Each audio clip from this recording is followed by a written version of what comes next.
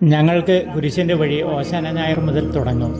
അതിനുപകരിക്കുന്ന സാഹചര്യങ്ങളാണ് ഞങ്ങളുടെ മിഷനുകളിൽ അരങ്ങേറുന്നത്.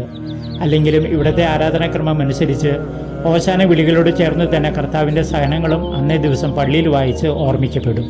ഈ വർഷം 22 കിലോമീറ്റർ അകലെയുള്ള ബെത്തേഹ പള്ളിയിലാണ് ഞങ്ങളുടെ യൂത്തിന് വേണ്ടിയുള്ള ഓശാന ആഘോഷം നടത്തപ്പെട്ടത്.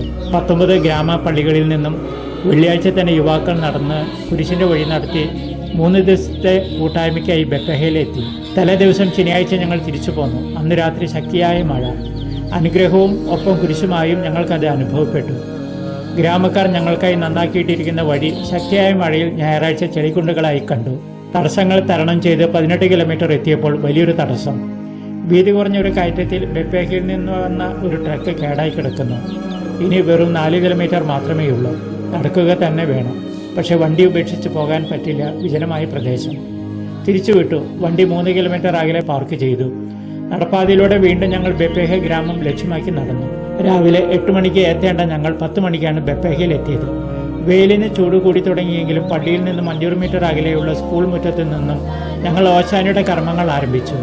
മരച്ചിലകൾ ഉയർത്തിപ്പിടിച്ച് തങ്ങളുടെ വിശ്വാസം ഉറക്കെ പ്രഖ്യാപിച്ചുകൊണ്ട് ബെത്തലത്തലെ ഇടവകയിലെ 19 പള്ളികളിൽ നിന്നും നടന്നെത്തിയ 300ഓളം ചെറുപ്പക്കാർ ബെത്തേഹയിലെ ഗ്രാമവീതിയിലൂടെ ഓശാന സ്തുതികൾ പാടി നടന്നു നീങ്ങി. ഗ്രാമത്തിലെ പരിമിത സൗകര്യങ്ങൾക്കിടയിലും കർത്താവിൻ്റെ സംസ്കാരം വരെയുള്ള സംഭവങ്ങൾ ശ്രവിച്ച് വലിയ ആഴ്ചയുടെ അനുഭവം സ്വന്തമാക്കുവാൻ എല്ലാവരും ഒരുങ്ങി. അസൗകര്യങ്ങൾക്കിടയിലും ഈ 3 ദിവസങ്ങളിലും അവരെ സഹായിക്കുവാൻ 2 സിസ്റ്റേഴ്സും അവിടെ താമസിച്ചു.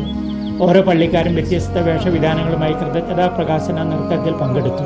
മുതലയുടെ ആക്രമണത്തിൽ നിന്നും രക്ഷപ്പെട്ട സോൺട്രീനെയും യൂത്തും ഓശാന പാടാൻ എത്തിയിരുന്നു. സംഭാനുവിൽ നിന്നും വന്ന കാറ്റഗിസ്റ്റ് ദറോളയ്ക്ക് ഇനിയും 4 മണിക്കൂർ വഞ്ചി യാത്ര കഴിഞ്ഞു വേണം തൻ്റെ കുടിലിൽ എത്തുവാൻ. മഷ്കാപ്പി ഗ്രാമം വരെ ഞങ്ങൾ ഒരുമിച്ച് നടന്നു. ബെത്തലത്താലയിലെ ചെറുപ്പക്കാർ രാത്രി 8 മണിക്കാണ് ഓശാന പാടി നടന്ന് സ്വന്തം ഗ്രാമത്തിലെത്തിയത്. മഴക്കാലത്തോട് ചേർന്നാണ് ഈസ്റ്റർ ആഘോഷങ്ങൾ ആരംഭിക്കുക. ഗ്രാമങ്ങളിലേക്കുള്ള വഴികൾ വളരെ മോശമായിരിക്കും. അതുകൊണ്ട് തന്നെ ഓരോ യാത്രയിലും ഈശോയുടെ സഹനത്തിൽ പങ്കുചേരാനുള്ള ഒരു അവസരം നമുക്ക് ലഭിക്കും. ഈശോ പറഞ്ഞില്ലേ, ആരെങ്കിലും എന്നെ അനുഗമിക്കുവാൻ ആഗ്രഹിക്കുന്നുണ്ടെങ്കിൽ അവൻ തന്നെ പരിത്യജിച്ച് തൻ്റെ കുരിശുമെടുത്ത് എൻ്റെ പിന്നാലെ വരട്ടെ. മഡഗാസ്കറിൽ നിന്നും ഫാദർ ജോൺസൺ തളിയത്ത്.